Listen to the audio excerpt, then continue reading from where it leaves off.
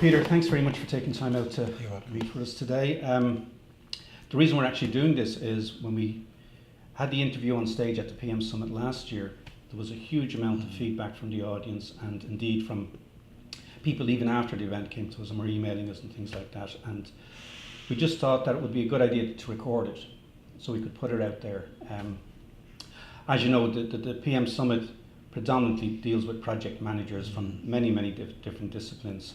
And I think it was a bit of an eye-opener for them to realise that as project managers, they can get so caught up in their environment, whether it be building a bridge or developing a new research and development in drugs or just even new software, that they see that as a heavily sort of risk management area and huge crisis and sort of a lot of pressure on them.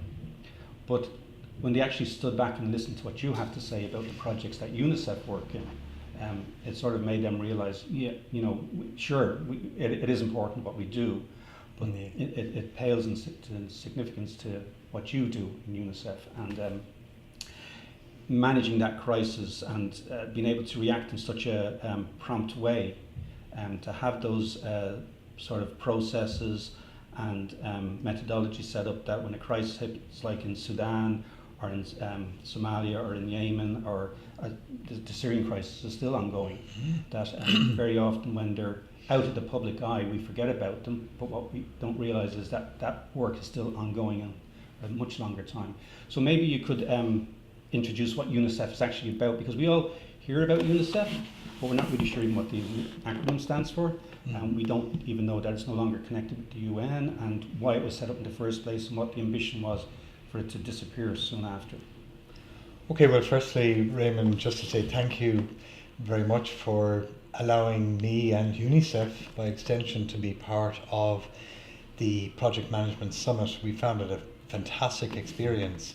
And the one thing that UNICEF has learned over these last 10 or 20 years is the involvement of the private sector in all of its various different ways in our work is critical to the execution of our mission. We're a large, complex organisation, and having the sort of expertise, the knowledge from the private sector at our disposal, working in collaboration with UNICEF, is becoming more and more important. And it's something that we might delve into as we have our discussion today. It sounds very much like stakeholder management to a project manager. Exactly.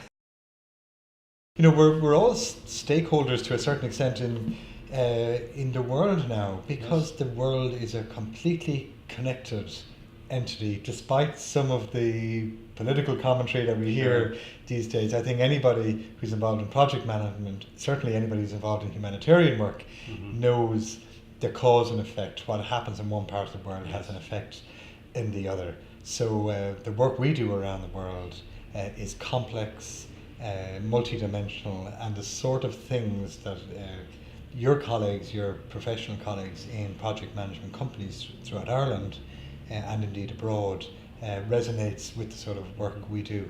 But to answer your question directly, how did UNICEF come about? How long has it been in existence? I just have to look at a booklet which we just produced in the last year or so, which we called For Every Child, Hope, UNICEF 70 years from 1946 to 2016. Wow. So we've been in existence for 70 years. And this picture was one of the very first pictures taken of one of the first children that we helped. And the idea was that immediately after the Second World War, millions of children in Europe were displaced, internally displaced in their own countries or displaced outside of their countries. And the countries, both the winners and losers in that war, came together and said, well, listen, we need one agency which helps these children. So the United Nations formed the United Nations Emergency Fund for Children. United Nations Children's Emergency Fund, UNICEF. Okay. And the acronym has really just become an entity and a logo in and of itself. And the actual famous logo of a mother holding her child with the leaves, the embrace of the world around, really encapsulates what UNICEF is all about.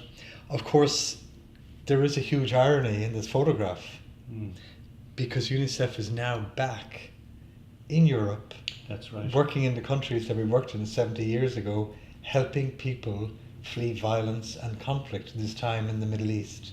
So we've kind of come full circle in Europe, even though we operate in 190 countries, in practically every country in the world now. But we're actually back doing programs in the countries where we started, in Germany, Macedonia, Slovenia, Greece, even down in the south of Italy now. We've got programs to help children fleeing violence, fleeing climate change, indeed, who want to leave their countries, who are on the move, coming to Europe looking for a better life.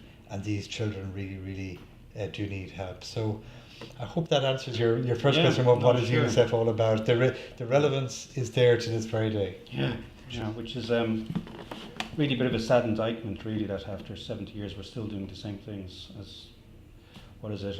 Einstein once said, the definition of madness is you do the same thing time and time again, expect a different response or Correct. outcome, but we don't really learn from that, you know.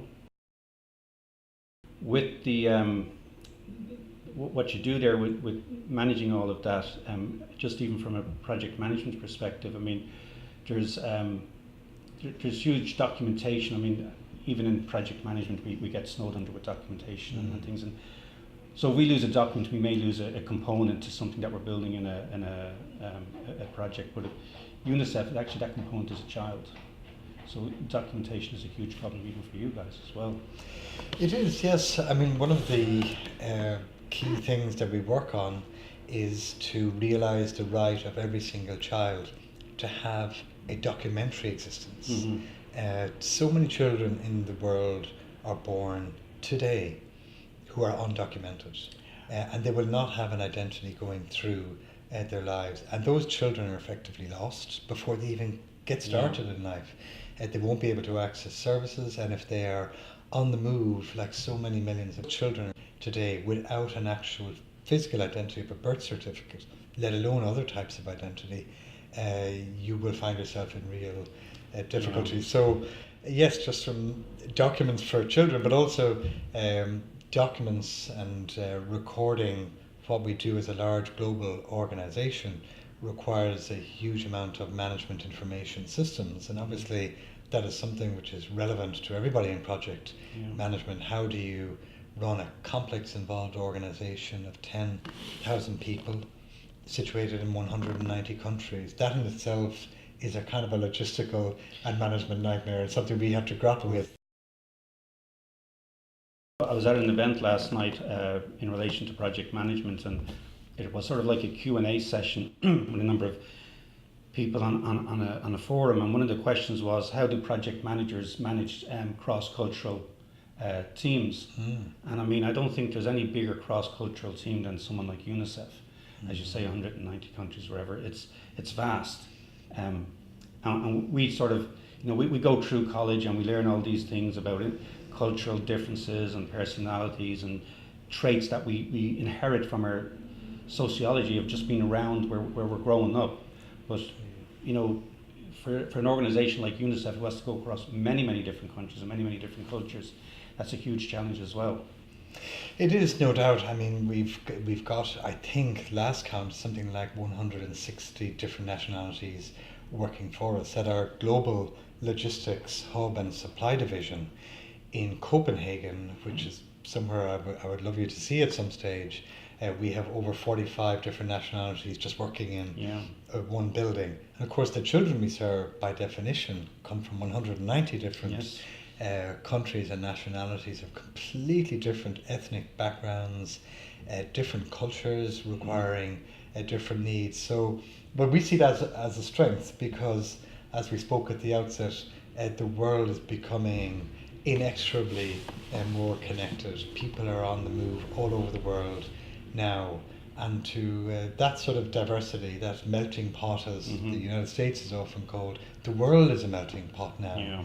And to embrace that diversity, recognize it, and draw strength from it is one of the things that UNICEF likes to think we're good at. We're a big global organisation. We don't see ourselves wedded to any particular country. Yeah, which was just going through my mind there when you think about that. When we think about global companies, and they're involved in large projects. We always think of the Googles and the Facebooks and the LinkedIn and the Apples, and they're all sitting there in their beautiful cubicles with their flag of their country above them, and we forget about organisations like yours as well.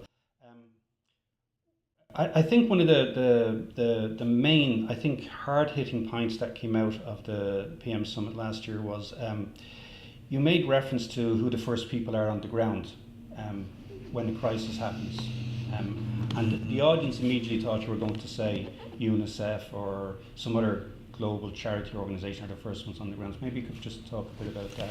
Yeah, it's a surprising fact and a deeply disturbing fact that often when humanitarian crises or emergencies hit natural disasters, and you see it all over the news across every media platform, you think, who are the first people there? The United Nations, UNICEF, aid organizations, governments, military even. Sometimes the first people there are people traffickers and child traffickers because they know in a disrupted environment unaccompanied children will always be there, and these are the most vulnerable children in humanitarian crisis who don't have that immediate protection of family. And unfortunately, hugely regrettably, there are so many people around the world who see that as an opportunity to go in and traffic children. One of the, a case in point is well documented in the Haiti earthquake of 2009, which was one of the biggest humanitarian crises ever. Within 36 hours of that terrible tragedy occurring, organizations were stopping trucks at the border full of children being shipped out of the country. Some people, for really obviously clearly evil purposes, they're highly organized because they see what can happen. So they're trying to get in. One of the first things we have to do in a humanitarian crisis, aside from just bringing in aid, organizing things, the first thing we do is try to just wrap our organizational hands around children and give them child protection. So the identification of unaccompanied minors in any crisis is one of the first things we do before any delivery of aid or help. I was just thinking there when you were talking about that when we set about a project, one of the things we sit down and look at is the risks. What's the risk that it's not, and our risk might be not getting to market quick enough and our shares not being as profitable as we thought, or maybe for an infrastructure project, the politician has a lot of, clout going against it because they're hoping their infrastructure will be finished so for the next election will be remembered for what they did. But I think, the risk environment that you guys work in is such a higher level risk. And I think one of the things you were also saying when we were talking about it is, there's also a risk to the individuals. I mean, we saw that on the news ourselves there recently with UNICEF trucks in one of the places being bombed, and then not even bombing, but it could just purely be illness or something. So there's a risk when it happened, that virus that happened up in West Africa. Yes. There was a huge risk for the humanitarian workers out there as well. Well, I mean, what can I say? It's one of the biggest issues we face on a day-to-day basis. You could pick any example. We had over 300 people who were working in Liberia, the Ivory Coast, in response to Ebola. That's it. And Ebola. These were people flying in and knowing that if they caught this disease, there was about a 40% chance of them dying. Sure. So that was really risky. Only last week I was in Somalia where two of our aid workers were kidnapped by Al-Shabaab, and only 3 days ago Al-Shabaab blew up a restaurant in a city where I was in about 10 days or so ago. So some of the environments we work in are by their very nature very fragile. You look at Yemen where there's a civil war taking place, you've got 200 people there on the ground trying to help children again and again. These people, when I meet them on the ground, you just cannot but be inspired by the enormous level of commitment they have to the children in these fragile environments. Take another example, South Sudan, which is rife with civil conflict at the moment.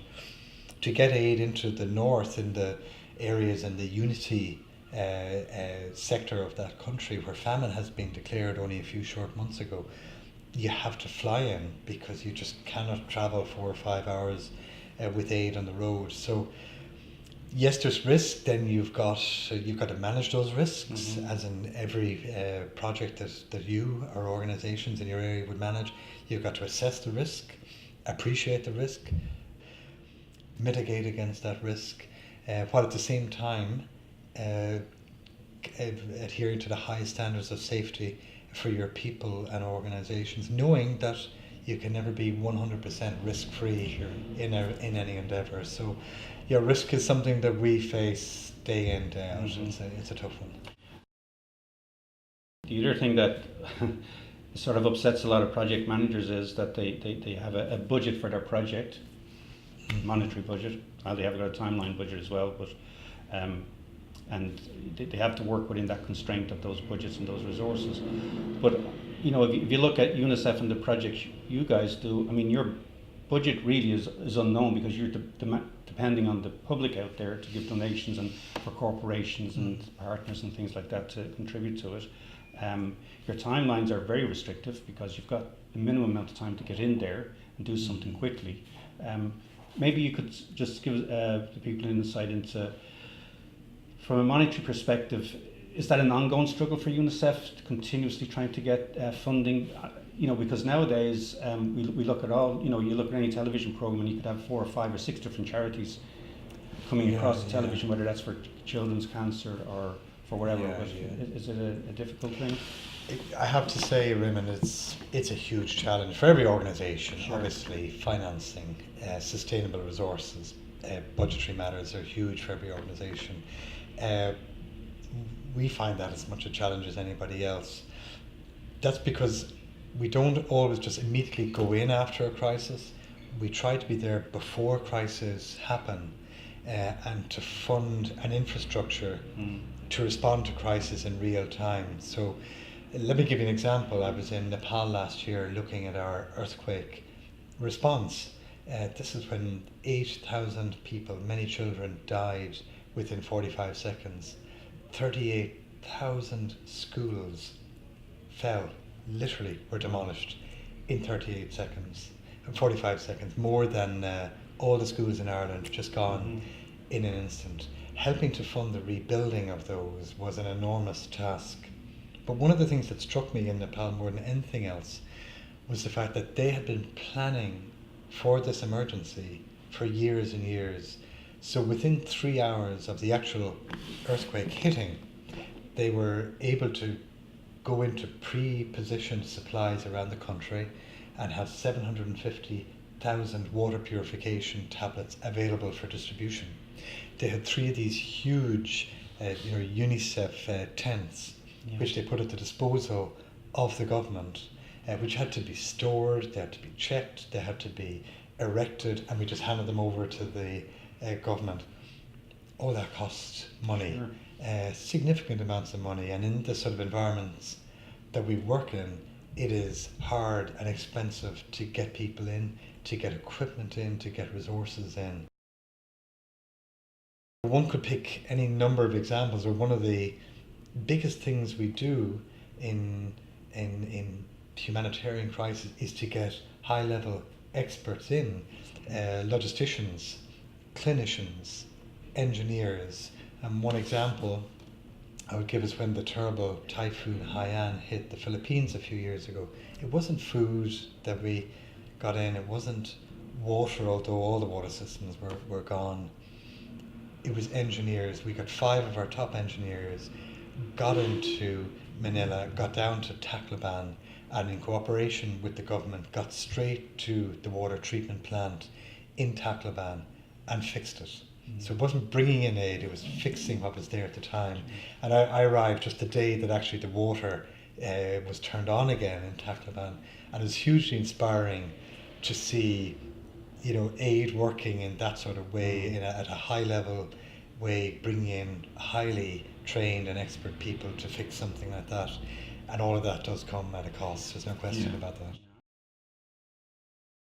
I know your colleague David Muldoon called out to our offices a few weeks back, and he was showing us, I think, a trip to Rwanda, was it? Or Uganda, I can't remember.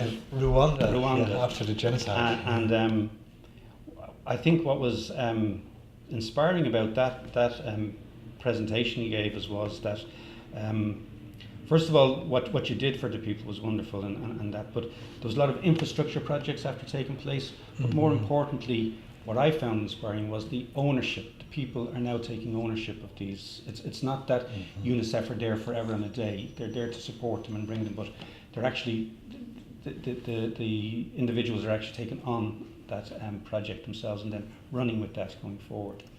Absolutely. I mean, it's a first principle of the delivery of aid or humanitarian response, is that you work with the people on the ground, with the systems on the ground, to create and co-create a solution to a problem.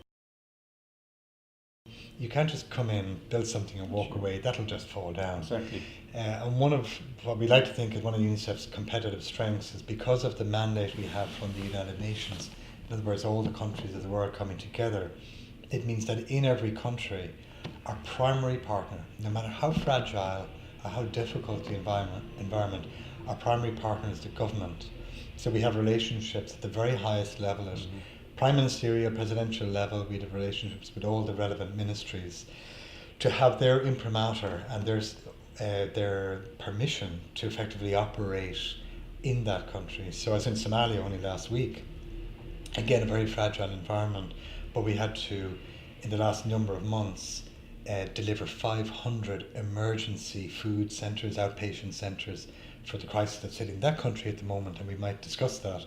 But you can only do that when you work with the systems that are in place there at a moment in time, no matter how fragile, so that when you set up these systems, that you work with the municipal and local authorities so that they can take ownership when you eventually move on. It's absolutely fundamental to the delivery of aid that you can do that. One of the striking things, you've got it there on the table, was you were showing us in a recent trip the diameter of a child's arm, which is actually the size of my finger, which is the one of your more recent trips, I think. Yeah. Well, this is the what we call the MUAG test, the middle upper arm circumference, MUAG, and it's actually, you know, one of the things that I know in project management you have to be innovative and look for solutions. Yeah. This is an actual invention. It's simple, it's straightforward, but it is actually a UNICEF invention which we developed in HQ. It's a very simple test that you literally slip over the arm of a child, and if it's in the green area, the child is okay, as I would suggest, and if it goes into the amber yellow area, the child is in difficulty. But when it goes into the red area, that is the surest indicator that this child is suffering from severe acute malnutrition, and that child in that state needs highly intensive care. And Hassan, one of the boys I met last year, literally had an upper arm circumference of 8, which meant that he was in real difficulty, and we had to bring him to one of the intensive therapeutic centres, a stabilisation centre, to give him a very, very intensive treatment to keep him alive. And sadly, he's one of the 92,000 children that we've had to treat in this way in Somalia since January, and we expect to have to treat another 250,000 children in this way in Somalia because of the food crisis that has hit that country. Often these are what we call the forgotten emergencies that are happening. They're not front and centre on CNN or BBC, but they're there, they're real, they're live, and they're affecting millions of children. Poor Hassan came to this stabilisation centre which UNICEF is working with 5 days ago, severely, acutely malnourished. He is clearly very, very ill. He has been one of the chief victims of this terrible crisis that has gripped this country. Hassan is just one of the 92,000 children that UNICEF have treated for severe acute malnutrition since the start of this year. And we estimate that we'll have to treat another 150,000 over the coming months. This is a really serious food crisis for all of these children. UNICEF, our donors, our friends, you have allowed UNICEF come here and help these children. Many of you have recently donated very generously to UNICEF, and we really thank you for that.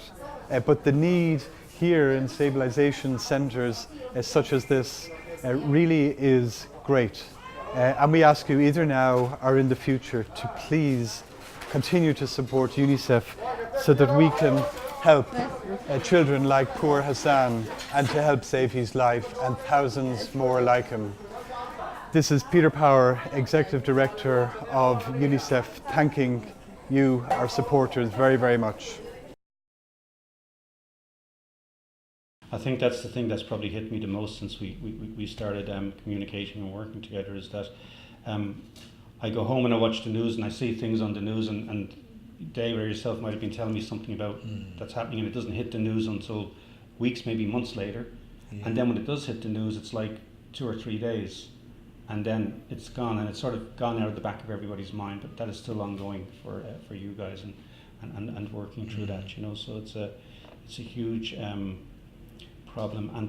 And I think one of the things that the delegates liked last year, which was you had a UNICEF tent as an exhibition, and you had virtual reality goggles on, so people could actually experience what it was like to be in a refugee. And first of all, they walked into the tent, got the surrounding themselves, but then when they put the goggles on, they actually immersed themselves in it, which we're hoping to have you back doing the same thing this year. Yeah.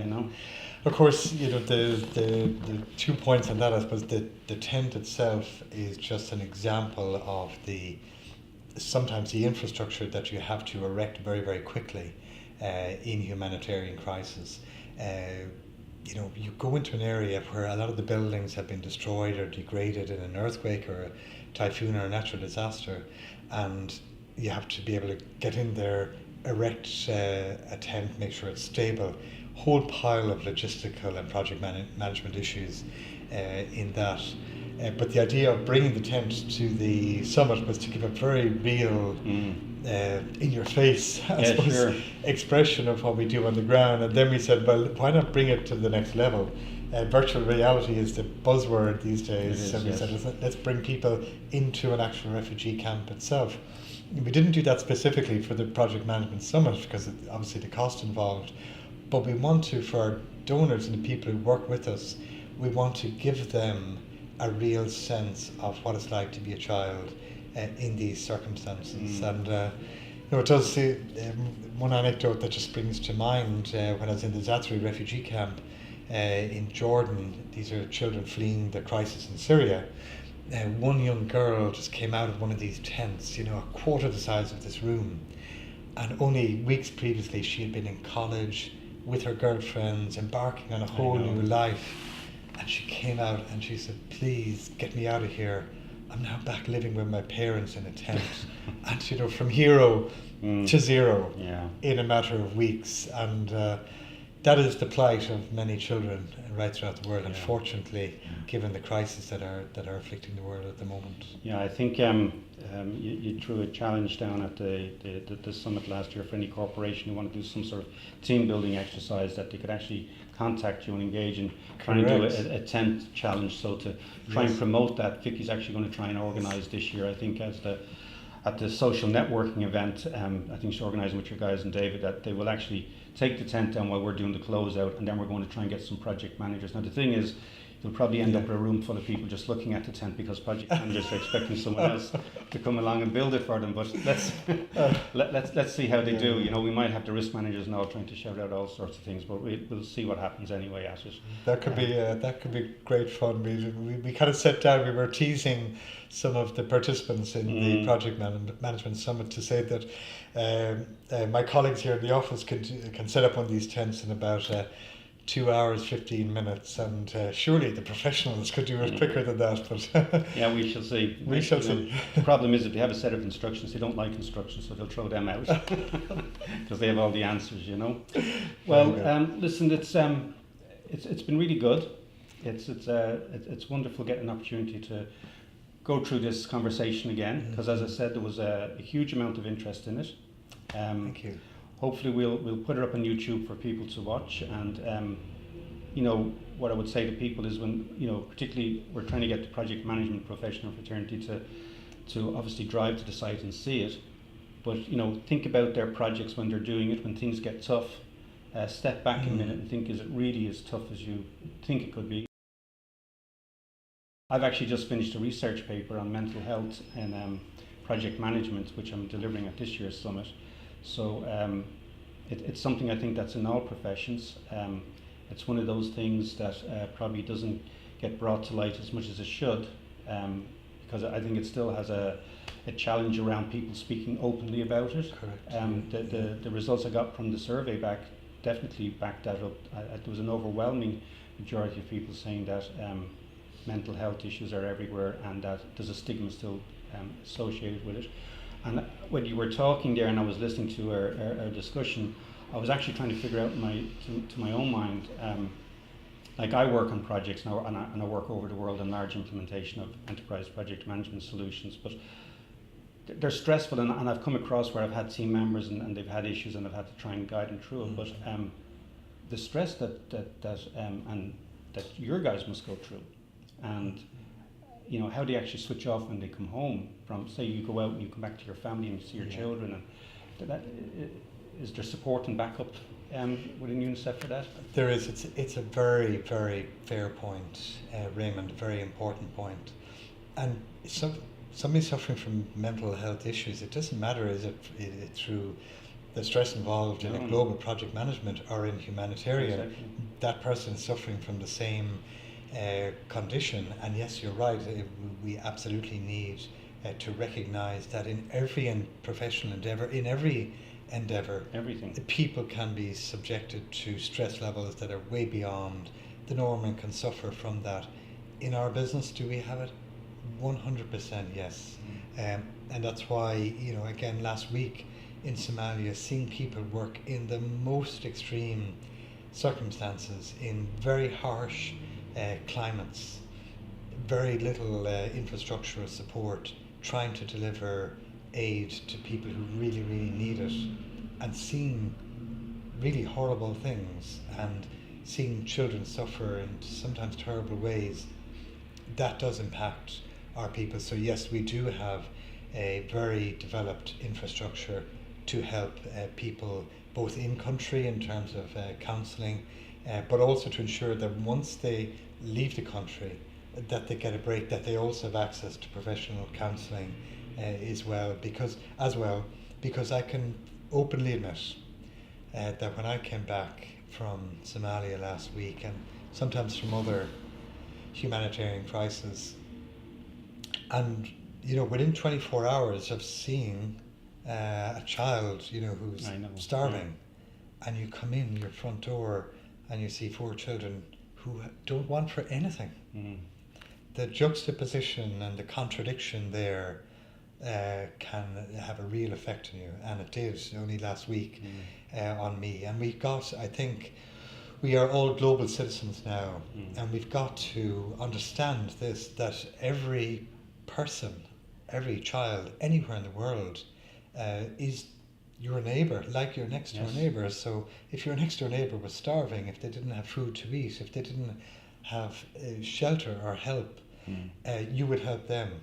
But because the world is so interconnected, children who are suffering from lack of food, who are suffering from oppression, from violence, they're as much our neighbours as anybody else, and they do need our help. And if there's one message that I suppose that I would maybe conclude this on, it's one thing that comes home to me again and again and again, that, you know, one child suffering from lack of food in a world of plenty is a shame on all our houses. Sure. And we have an obligation as individuals, as corporates, as global citizens, to address that in everything that we do. And that's why UNICEF is delighted to be partnering with PMIS with the project management summit to sort of shine a light on these issues. And we see the project management summit as just a natural partner for what we do on the ground right around the world. Well, listen, thank you once again. As you know, we've given ourselves a goal, an internal goal, to try and we're pretty much on the way there. I think we said it's a goal that it's €100,000 we're trying to donate over the years to you. Our hope is that once we reach that, we just make it a new goal. But at the moment, I think we're at 25,000, so we're doing well after 20 months. But and we can only do that with the delegates and attendance that comes to our events and do that. So it is fantastic. Thanks very much, Peter. It is fantastic. Really. But please let me say one thing on that. You might say 100,000, you might say 25,000. I saw last week what $500 can do for a child, for a family.